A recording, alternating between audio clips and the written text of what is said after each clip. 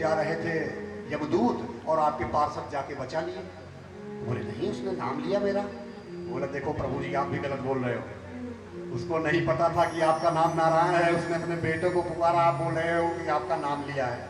बोले तुम सही कह रहे हो, उसको नहीं पता था कि मेरा नाम नारायण है, लेकिन मुझे तो पता है ना कि मेरा नाम नारायण है। अजामिल को नहीं पता था, लेकिन मुझे तो पता है। तो नाम ले रहा है तो मुझे तो मालूम है कि मेरा ही नाम ले रहा है।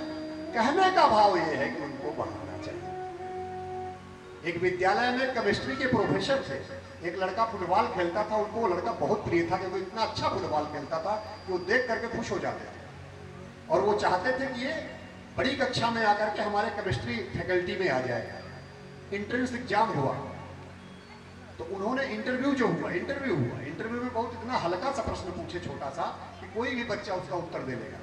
बीएससी की क्लास में एडमिशन लेना था, तो उनको वो लड़का इतना प्रिय था कि उनको एडमिशन देना ही देना था कि यार बहुत अच्छा खेलता है, इसको हम केमिस्ट्री फैकल्टी में एडमिशन देंगे।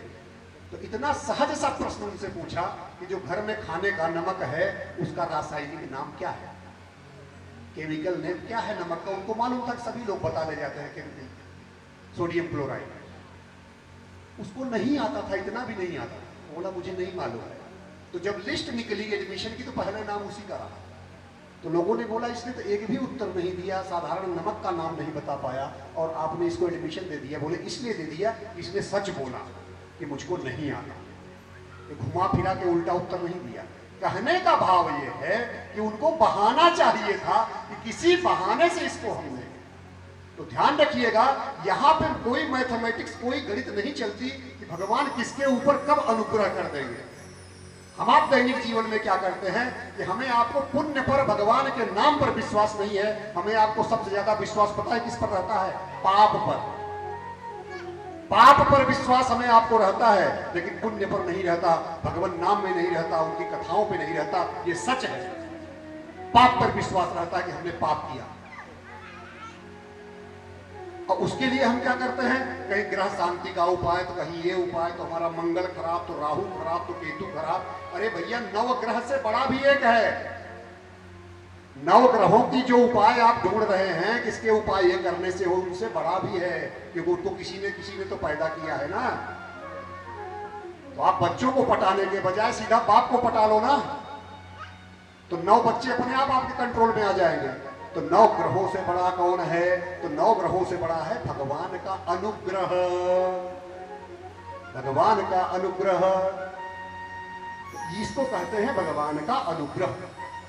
तो अब परीक्षित के प्रश्नानुक्रम में सुखदेव जी महाराज कहते हैं कि देखो, कश्यप जी की जो पत्नी थी दिति, कल बताया था आपको कि दिति से दैत्यों का जन्म हुआ और अदिति से आदित्यों का जन्म हुआ, जिनको कहते हैं देवता।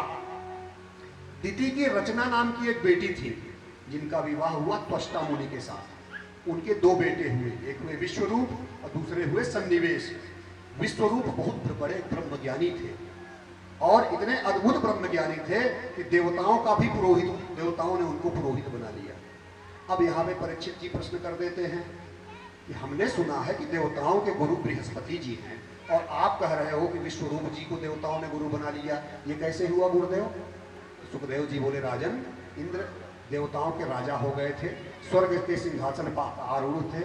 उतना उनका अहंकार बढ़ गया था कि अपनी सभा में, उनकी सभा में सभी किन्नर, देवता, रुद्र, मारुत, आदित्य आदि बैठे थे। अप्सराओं का नृत्य चल रहा था।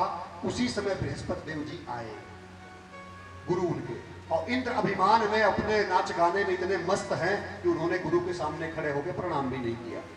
तो बृहस्पति देव जी सोचे कि नहीं देखा है, तो जानबूझ के वो उनके सामने पहुंच गए कि देख ले। फिर भी उन्होंने प्रणाम नहीं किया तो गुरु जी को लग गई गुस्सा। वो तुरंत उस सभा से निकल करके चले गए और अपने आप को अदृश्य कर दिए। जब सभा समाप्त हुई, नाच गाना, तो उनको पता चला कि गुरुदेव तो अपमान से चले गए। वो सीधा दौड़ करके उनके घर गए, पता चला गुरु जी गायब। और जैसे राक्षसों को पता चला कि उनके गुरु गायब, तो उन्होंने बोला अच्छा मौका है, क्योंकि गुरु बिन ज्ञान न हो, गुरु के अलावा कोई ज्ञान नहीं दे सकता। भारतवर्ष में जब से हमारा देश चल रहा है, यहाँ 2 ही गद्दियां चली हैं, एक राजगद्दी, एक व्यास गद्दी। हमेशा राजगद्दी व्यास गद्दी के इशारे से चलती थी। जहां राजगद्दी फंसती थी वहां व्यास गद्दी उनको इशारा करती थी। दशरथ महाराज राजा थे तो वशिष्ठ जी के इशारे से राज्य करते थे। रामचंद्र जी राजा थे तो वशिष्ठ जी के इशारे से राज्य करते थे। तो हमेशा व्यासगद्दी के इशारे से ही राजगद्दी चलती रही है, और ये परंपरा यदि बनी रही तो कभी भी देश के ऊपर आन बान शान सदैव बनी रहेगी। तो जब उन्होंने देखा कि इनकी व्यासगद्दी सुनी है, गुरु नहीं है, तो दैत्यों ने आक्रमण कर दिया और इंद्र को जीत लिया, सारा स्वर्ग को जीत के कब्जा कर लिया, देवताओं को बाहर। अब वो परेशान, और जब देवता लोग परेशान होते हैं तो क्या करते हैं, पहुंच जाते हैं ब्रह्मा जी के शरण में। ब्रह्मा जी बोले तुमने बहुत गलत किया, गुरुदेव का अपमान किया। बृहस्पति चले गए तो बोले अब क्या करें वो बताइए। तो बोले अब ऐसा करो, योग्य गुरु हैं, विश्वरूप जी हैं, दिति के पुत्र हैं, मतलब असुर लोग तो उनके मामा हुए, लेकिन योग्यता उनमें बहुत है, ब्रह्मज्ञानी है, उन्हीं को गुरु बना लो। तो वो विश्वरूप के पास गए, देवता लोग उनकी स्तुति की, वो खुश हो गए, बोले आप गुरु बन जाइए। वो बड़े गुरु बन गए, और उन्होंने, विश्वरूप जी ने इंद्र को नारायण कवच के लिए ओम नमो नारायण का मंत्र दिया। नारायण कवच का मंत्र दिया कि इससे आप सदैव सुरक्षित रहेंगे, कोई भी आपके ऊपर आक्रमण करके आपको जीत नहीं पाएगा। एक बार क्या हुआ, एक यज्ञ का आयोजन किया इंद्रदेव ने। इंद्रदेव ने यज्ञ का आयोजन किया, और विश्वरूप जी जो उनके गुरु हैं वो हवन करा रहे हैं। ध्यान दीजिए, विश्वरूप जी हवन करा रहे हैं, और उस हवन में बोल रहे हैं ओम इंद्राय नमः, इंद्राय स्वाहा इदम इंद्राय नमः, ओम वरुणाय स्वाहा इदम वरुणाय नमः। और बीच बीच में चूंकि वो असुर लोग उनके मामा हैं, तो एक आहुति असुरों को भी डाल देते हैं। इंद्र ने देखा कि हम लोगों का हवन हो रहा है, भाई जिसके नाम से हवन होता है उसका कल्याण होता है, और बीच बीच में वो असुरों के नाम से भी कर रहे हैं। इंद्र ने सुन लिया, और ब्रह्मा जी ने उनको बोला था कि गुरु बनाना, थोड़ा सा संयम रखना अपने ऊपर, क्योंकि जहां तुमको सुख मिला तहां तामसी प्रवृत्ति आ जाती है।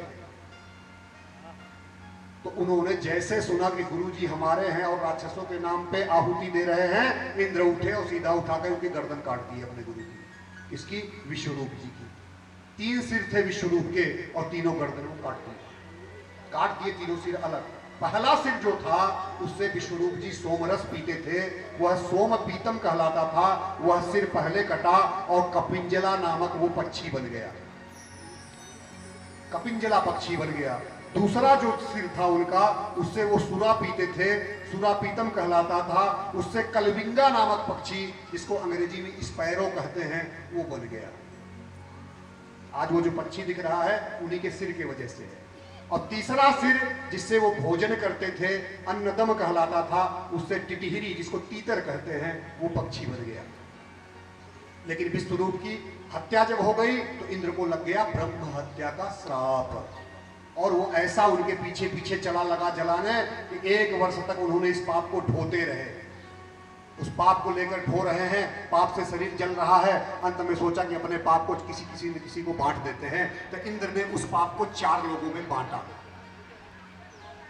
धरती माँ को बांटा कि मेरा पाप थोड़ा सा ले लो, वृक्षों को बांटा कि आप भी मेरा पाप ले लो, स्त्रियों को बांटा कि आप भी मेरा पाप थोड़ा सा ग्रहण कर लो, और जल को दिया कि तुम भी पाप ले लो, थोड़ा हमारा हल्का हो जाएगा क्योंकि मैं जलता जा रहा हूँ।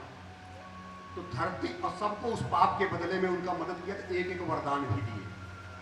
धरती, जल, स्त्री और वृक्ष, सबको एक एक पाप अपना बांट दिए, और एक एक उसके बदले में वरदान की मदद कर रहे हैं, तो थोड़ा सा ये भी ले लो। तो धरती ने जो पाप ग्रहण किया आज भी दिख रहा है किस रूप में, जो धरती में रेगिस्तान दिखता है ना, ऊसर जमीन दिखती है जहां अन्न पैदा नहीं होता, वही इंद्र का पाप है। उसी पाप की वजह से वहां अन्न नहीं होता, जिसको कहते हैं रेगिस्तान। और वरदान ये मिला धरती को कि तुम्हारे अंदर जितने भी गड्ढे होंगे, कुछ नहीं करना है, गड्ढे अपने आप भर जाएंगे, गड्ढे अपने आप भर जाएंगे। वृक्षों ने जो पाप किया, उससे पाप ये है वृक्षों का कि उनको कहीं से भी काटेंगे तो रस टपकेगा, ये पाप मिला उनको। और वरदान ये दिया कि कटी हुई टहनियां तुम्हारी दोबारा आ जाएंगी, इसमें आपको कुछ करना नहीं, वरदान है। तो वृक्ष की टहनी को काटेंगे, दूसरी आ जाएगी। स्त्रियों को जो पाप लगा वो ये लगा कि रजस्वला धर्म के समय उनको अशुद्ध माना जाने लगा, और उसके बदले में जो उनको वरदान मिला कि गर्भावस्था के समय भी वो गृहस्थ जीवन का सुख भोग सकती है। और चौथा, जल ने जो पाप लिया, तो जल पर अशुद्धि के रूप में झाग दिखता है, वो जल का पाप है। और वरदान जो जल को मिला कि जिस किसी में भी उसको मिलाएंगे उसी की मात्रा को बढ़ा देगा। इसीलिए आजकल दूध वाले जल ही जल मिला रहे हैं, वो मात्रा बढ़ता जाएगा। तो इंद्र के वरदान का फायदा दूध वाले ग्वाले उठा रहे हैं। तो अगर वो दूध मिला करके आपके घर में आ रहा है तो इंद्र के वजह से है, उसकी गलती नहीं है, उसको पैसा देते रहना बराबर है।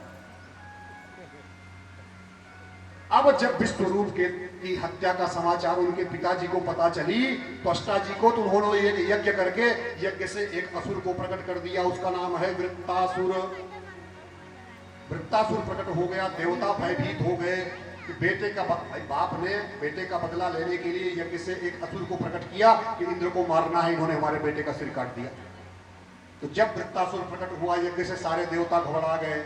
वो भगवान के कुर्मा अवतार, वराह अवतार, नरसिंह अवतार सबकी स्तुति करने लगे।